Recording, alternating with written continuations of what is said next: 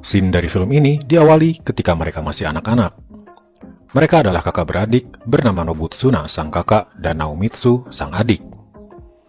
Mereka berdua adalah anak keturunan kaisar, dan jika sudah dewasa, sang kakak akan mendapat jabatan di kekaisaran. Sedangkan anak perempuan ini bernama Ako, seorang anak bangsawan kaya raya. Mereka bertiga sering bermain dan belajar bersama. Suatu hari, ketika mereka pulang ke rumah, mereka melihat seorang anak sedang ditangkap oleh pelayan. Terlihat anak itu mencuri sebuah kentang. Naomitsu dengan baik hati mengizinkan anak itu untuk memakan kentangnya, karena menurut dia, anak itu mencuri karena lapar. Naomitsu melihat anak itu sepertinya tak punya orang tua, sehingga dia memberi nama anak itu Sakura Maru. Lalu dengan baik hati, Naomitsu mengajak Sakura Maru untuk tinggal bersama mereka di rumah. Bertahun-tahun telah berlalu, dan kini mereka telah tumbuh dewasa. Ketika itu, mereka sedang menghadap Shogun, sang kaisar tertinggi. Kaisar Shogun berkata bahwa salah satu bangsawan di kota ini telah meninggal. Mereka adalah orang tua dari Ako. Shogun menyarankan agar Nobutsuna sebagai kakak tertua untuk segera menikahi Ako, agar harta warisan orang tuanya itu berpindah ke pihak kekaisaran. Namun, Nobutsuna tak mau menerima aturan seperti itu. Dia tahu kalau sebenarnya Ako jatuh cinta pada adiknya, Naomitsu. Tapi perintah dari Shogun ini tak bisa mereka tolak. Keesokan harinya, Nobutsuna sedang berlatih pedang. Lalu datanglah Sakura Maru. Sakura Maru berbicara pada Nobutsuna kalau Naomitsu bertindak sendiri dan menginginkan harta warisan dan juga Ako untuk dirinya sendiri. Sakura Maru memberi saran agar Nobutsuna segera merebut Ako dengan cara paksa. Ini adalah hasutan jahat Sakura Maru agar kedua bersaudara ini pecah. Sayangnya, Nobutsuna termakan hasutan Sakura Maru ini. Di sebuah kuil, ketika Ako sedang menenangkan diri dan masih bersedih atas kematian orang tuanya, datanglah Nobutsuna dan langsung memaksa Ako untuk bercinta dengannya. Nobutsuna menodai Ako secara paksa karena dia pikir dengan cara ini dia akan segera bisa menikahi Ako dan mendapatkan seluruh harta warisannya. Ako berusaha melepaskan diri, tapi kekuatan pria memang berbeda dari wanita, sehingga Ako tak bisa melakukan apa-apa, dan dia pun ternoda oleh Nobutsuna. Sementara itu, di tempat lain, Sakura Maru menemui Naomitsu yang sedang berkuda. Sakura Maru berkata kalau Nobutsuna akan melakukan pemaksaan pada Ako dan mungkin mendodainya. Naomitsu pun segera pergi mendatangi Ako. Ketika dia melihat Ako, tanpa pikir panjang, dia langsung mengajak Ako untuk kabur bersamanya. Bersama Sakura Maru dan anak buahnya yang masih setia bersamanya, Naomitsu kabur bersama Ako, meninggalkan rumahnya dan statusnya sebagai anak keturunan kaisar. Mereka masuk menuju hutan dan lembah menjauhi kota. Setelah beberapa lama melakukan perjalanan, mereka pun beristirahat. Di saat mereka beristirahat, Sakura Maru menghampiri seorang penasehat keluarga kaisar yang ikut bersama mereka, bernama Kagetoki. Sakura Maru berkata ada yang ingin dia sampaikan. Mereka pun berjalan menjauhi tempat istirahat dan sampai di tepi sungai. Lalu secara tiba-tiba, Sakura Maru berkata kalau dia ingin membunuh Kagetoki. Kagetoki kaget dan menganggap ini hanya candaan saja. Tapi Sakura Maru ini bersungguh-sungguh dan langsung mencabut pedangnya dan menebas Kagetoki hingga akhirnya dia tewas. Setelah itu, muncullah beberapa anak buah Naomitsu melihat apa yang terjadi. Mereka pun langsung menyerang Sakura Maru. Tapi Sakura Maru punya keahlian pedang yang lebih tinggi, sehingga mereka semua berhasil dia kalahkan. Sementara itu, Naomitsu dan Ako terbangun dari tidurnya. Tapi keadaan di sana sepi, tak ada seorang pun. Mereka pun berkeliling mencari Sakura Maru dan Kagetoki. Ketika mereka sampai di tepi sungai, mereka melihat Kagetoki tergeletak sudah tak bernyawa. Sementara itu, Sakura Maru kembali ke kediamannya dan menemui Nobutsuna. Lalu, tanpa sepatah kata pun, dia mengayunkan pedangnya pada Nobutsuna. Nobutsuna langsung ambruk dan tewas di tangan Sakura Maru. Kembali pada Naomitsu dan Ako, mereka berjalan berputar-putar di dalam hutan dan merasa tersesat. Di tengah hutan, tiba-tiba ada suara-suara aneh, seperti suara teriakan. Tiba-tiba, dari balik pohon, muncullah seorang pria tua dengan pakaian lusuh dan compang-camping. Pria itu adalah seorang samurai jalanan, dan terlihat mencurigakan. Dia mengenalkan dirinya bernama Tajomaru. Tajomaru berkata kalau dia menginginkan kuda Naomitsu. Naomitsu tak terima, lalu menarik pedangnya. Mereka pun mulai berkelahi. Mereka berdua berduel dengan seimbang. Lalu Tajomaru mengganti pedangnya dengan pedang yang lebih besar. Nama pedang itu adalah Namikiri. Dan dengan satu sabetan, Tajomaru berhasil mematahkan pedang Naomitsu. Kini, Naomitsu dihajar habis-habisan hingga tak mau berdiri dan pingsan. Lalu Ako berusaha menyerang Tajomaru, tapi dia malah terjatuh dan Tajomaru langsung menyerang. Waktu pun berlalu, hingga akhirnya Naomitsu terbangun dari pingsannya dan sudah dalam keadaan terikat. Dia melihat Tajomaru sedang berbicara dengan Ako. Tajomaru berkata kalau Ako harus memilih, akan ikut bersama Tajomaru atau dijual ke pasar budak. Lalu tanpa diduga, Ako berkata kalau dia bersedia ikut bersama Tajomaru dengan satu syarat. Syaratnya adalah bunuhlah Naomitsu. Tak ada yang menyangka Ako akan berkata seperti itu. Naomitsu hanya bisa terdiam terpaku, tak percaya kalau wanita yang begitu dicintainya berkata kejam seperti itu. Naomitsu mencoba membujuk Ako, berkata, sadarlah, kalau kita harus mati, mari kita mati bersama.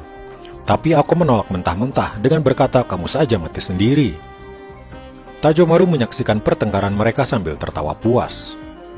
Naomitsu memohon untuk terakhir kalinya, berkata, bukankah kita sudah berjanji akan hidup bersama dan mati bersama? Ako lalu berkata kalau ini semua adalah salah Naomitsu yang menyeret keadaan menjadi seperti ini.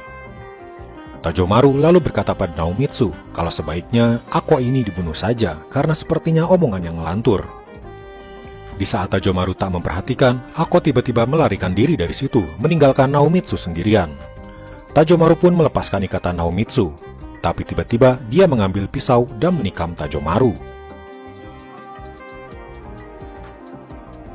Di saat-saat sekaratnya, anehnya, Tajomaru tak membalas dan tak marah, tapi malah menyuruh Naomitsu mendekat. Dia lalu memberikan pedang Namikirinya pada Naomitsu, dan berkata, ambillah pedang ini dan pakailah nama Tajomaru. Nama Tajomaru adalah nama seorang samurai jalanan terkenal, dan siapapun yang berhasil mengalahkan seorang Tajomaru, orang itu berhak untuk menyandang nama Tajomaru selanjutnya. Lalu akhirnya, Tajomaru pun tewas. Naomitsu lalu pergi dari situ dan berjalan hingga larut malam. Malam harinya, dia menemukan sebuah api unggun dengan ikan dan ayam yang sedang dibakar. Dia pun langsung memakan semua makanan itu, karena sudah berhari-hari dia tak makan. Sedang enak-enaknya makan, muncullah beberapa orang pemilik makanan itu. Mereka pun langsung mengacungkan pedangnya. Salah satu dari mereka, bernama Doken, bertanya siapa kamu? Naomitsu menjawab kalau dia bernama Tajomaru. Mereka kaget tak percaya, karena Tajomaru terkenal sebagai seorang samurai jalanan yang punya kemampuan pedang yang tinggi. Salah satu dari mereka langsung menyerang Naomitsu. Tapi dengan satu sabetan pedangnya, Naomitsu mematahkan pedang orang itu. Setelah melihat kemampuan pedangnya itu, mereka pun langsung percaya kalau orang ini memang benar Tajomaru. Kini mereka pun mempersilahkan Naomitsu untuk ikut bergabung dan makan bersama mereka. Bahkan mereka bersedia menjadi anak buah Naomitsu dan menjadi samurai jalanan. Dan kini Naomitsu, sang anak keturunan kaisar, resmi berubah menjadi seorang samurai jalanan bernama Tajomaru. Hari-harinya kini disibukkan dengan mencuri. Dia dan anak buahnya akan menghentikan para pejalan kaki yang membawa barang bawaan dan mencuri barang-barang tersebut. Tapi walaupun Naomitsu sekarang menjadi samurai jalanan, dia tak membunuh orang tanpa alasan. Suatu malam, mereka berempat sedang mengobrol mengelilingi api unggun. Doken bercerita tentang keadaan kekaisaran di sebuah kota. Dia berkata kalau seorang keturunan kaisar bernama Nobutsuna sudah mati, dan dia digantikan posisinya oleh adiknya bernama Naomitsu. Naomitsu sendiri yang mendengar hal itu tak percaya. Benarkah kakaknya telah mati? Ditambah lagi, ada seorang bernama Naomitsu di sana. Naomitsu kan dia sendiri. Kenapa di kekaisaran ada orang yang namanya sama dengan dirinya? Lalu ketika mereka semua tertidur, Naomitsu mengendap-endap pergi dari situ. Tapi Doken melihat kepergian Naomitsu itu lalu diam-diam mengikutinya. Tujuan Naomitsu adalah pulang kembali ke rumahnya. Tapi bukannya sambutan hangat yang dia dapatkan, dia malah dihadang oleh para pengawal, lalu dijebloskan ke penjara. Tentu saja Naomitsu tak bisa menerima ini dan berteriak kalau dia ini Naomitsu, seorang keturunan kaisar. Lalu tiba-tiba muncullah Sakura Maru. Sakura Maru berkata kalau sekarang dialah Naomitsu dan kau hanya seorang samurai jalanan saja. Sakura Maru bercerita, setelah kematian Nobutsuna, dia ditunjuk oleh shogun menjadi Naomitsu dan menjalankan roda pemerintahan. Lalu Sakura Maru berkata kalau dia akan memanggil istrinya. Di situ muncullah Ako. Ako ternyata sudah menjadi istri Sakura Maru. Naomitsu semakin tak percaya dengan semua situasi ini. Tak lama kemudian, seorang pelayan datang menghampiri mereka, memberitahu kalau seorang gubernur datang ke rumah itu. Gubernur itu mendapat kabar mengenai adanya pengkhianatan di keluarga keturunan kaisar dan mencurigai Sakura Maru. Di sana, semua orang menghadap gubernur, termasuk Naomitsu dan Doken yang juga tertangkap di sana. Lalu gubernur itu meminta penjelasan. Naomitsu pun berbicara. Dia menceritakan semua yang terjadi. Naomitsu menjadi orang yang dikhianati oleh seluruh kekaisaran dan juga oleh kekasihnya sendiri, Ako. Di saat itu muncullah shogun yang membuat semua orang kaget karena kehadirannya yang tiba-tiba. Shogun lalu berkata bahwa Sakura Maru yang menjadi Naomitsu adalah atas izin darinya. Di situ, kini Sakura Maru merasa mendapat perlindungan dari. Dia pun memerintahkan kepada para prajurit untuk menyeret Ako untuk dibunuh. Barulah setelah itu, Naomitsu pun akan dia bunuh juga. Naomitsu kini tertunduk lesu, seakan hidupnya hancur. Lalu, Doken yang berada di sebelahnya tiba-tiba berkata sesuatu. Sebenarnya, sewaktu Naomitsu dan Ako bertemu dengan Tajomaru di hutan pada waktu itu, dia ada di sana, memperhatikan dari kejauhan. Dan cerita yang sebenarnya terjadi adalah, ketika Tajomaru hendak menodai Ako berkata lebih baik dia mati bunuh diri daripada dia ternoda, dengan pisau sudah terhunus di lehernya. Melihat itu, Tajomaru tak tega. Ako lalu berkata kalau dia sangat mencintai Naomitsu, tapi dia kini merasa sudah menjadi wanita kotor karena pernah dinodai oleh Nobutsuna. Ditambah lagi, selama Ako masih bersama Naomitsu, hidup Naomitsu akan selalu dalam bahaya. Maka dari itu, Ako berinisiatif untuk meninggalkan Naomitsu demi menyelamatkan hidup Naomitsu sendiri. Cerita dari Doken ini pun menyadarkan Naomitsu kalau Ako masih sangat mencintainya hingga rela berbuat seperti itu. Lalu setelah menceritakan semua yang terjadi, Doken tiba-tiba memanggil semua teman-temannya yang langsung datang dan menghajar semua pengawal yang ada di situ. Naomitsu pun berhasil dibebaskan, dan kini dia punya rencana untuk menyelesaikan ini semua. Naomitsu pun pergi untuk menyelamatkan Ako. Sesampainya di sana, Sakura Maru sedang bersiap untuk melemparkan Ako ke jurang. Tapi di luar dugaan, Ako sendirilah yang menjatuhkan dirinya. Melihat itu, Naomitsu ikut terjun menjatuhkan diri ke jurang juga. Di bawah jurang, Naomitsu berhasil sadar dari pingsannya. Dengan tertatih-tatih, dia mencari Ako. Lalu akhirnya dia menemukan Ako dalam keadaan lusuh dan tak berdaya. Dengan lirih, Ako berkata kalau bunuh sajalah dia, karena dia sudah tak suci lagi, sudah dinodai oleh Nobutsuna. Naomitsu sudah memegang pedangnya, tapi dia tak tega melihat Ako yang seperti itu, lalu memeluknya. Dia lalu berkata kalau itu semua tak masalah. Naomitsu akan menerima Ako dan tetap akan mencintainya. Ako pun merasa bahagia mendengarnya. Kini mereka berdua mencari jalan keluar dari jurang itu. Lalu mereka melihat ada sebuah rantai menjuntai dari atas. Naomitsu tahu sepertinya rantai itu milik Doken. Dia pun memanjat tebing itu dengan menggendong Ako. Beberapa waktu kemudian, akhirnya mereka berhasil naik kembali ke atas. Lalu dengan penuh amarah, Naomitsu dan Ako pun kembali ke rumah. Mereka hendak membalas dendam atas semua kekacauan yang dibuat Sakura Maru. Sesampainya di rumah, Naomitsu pun berbicara pada Sakura Maru. Naomitsu berkata kalau selama ini dia menganggap Sakura Maru sebagai saudaranya sendiri. Tapi ketamakan Sakura Maru akan harta dan jabatan membuatnya menjadi orang licik yang tega menghancurkan kekaisaran.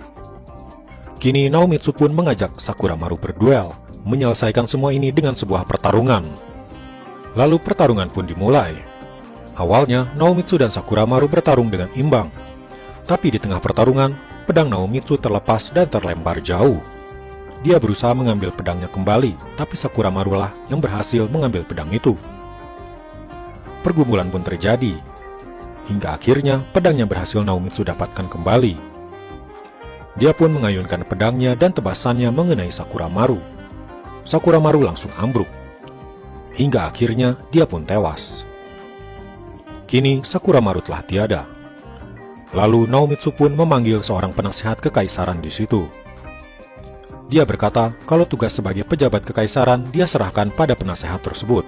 Naomitsu tak mau menjadi seorang pejabat kekaisaran, hanya ingin menjadi orang biasa saja. Bersama Ako, Naomitsu pun pergi dari kota itu, memulai kehidupan mereka yang baru. Tak ada gelar kaisar, tak ada gelar bangsawan. Hanya dua orang biasa yang saling mencintai, memulai untuk hidup damai dan bahagia.